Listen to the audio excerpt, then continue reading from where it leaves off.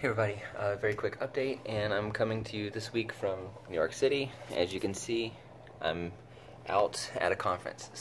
Alright, now we are moving into week number, I've already lost count, but we're into chapter 8, and chapter 8 is all about motion perception. And so there's, the usual, you'll have the videos online that you can check out, lots of moving examples. That don't require sound or anything like that, so be sure to check those out. Don't forget, this week we also have the exam at the end of the week. So the study guide has been posted. It's been posted for a couple of days. Let me know if you have any questions while you're working on that.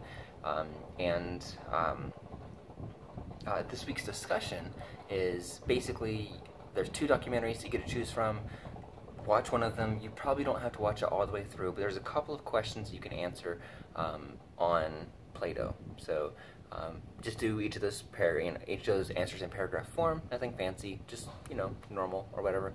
And I think that's pretty much it. The exam, like I mentioned in another video, is going to be a very similar format. It's going to be a little bit different though, because it's not going to be it's not going to be fill in the blank. It's going to be multiple choice instead of fill in the blank.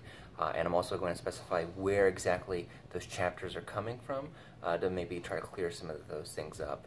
So that way, the exam is not as difficult. For the research article that is going to be due before the exam, or at the time of the exam, that article is about synesthesia.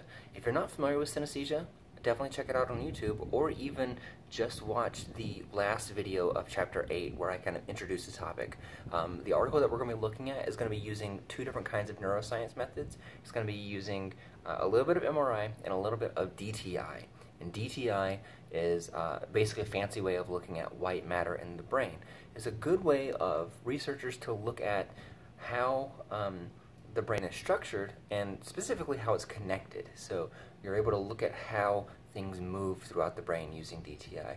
It's not something that we talked about in Chapter 1, and it might be a little bit confusing, but that's basically all that it is. It's nothing more than that. It's just looking at structure, connections, and how molecules can pass from one part of the brain to the other. That's going to be really important to explaining how synesthesia works. Alright, so I think that's pretty much it. I hope you're having a great week, and if you have any questions, let me know. Otherwise, I will check in with you one more time right before the exam drops to field any questions that you might have. So, I'll see you later. Bye.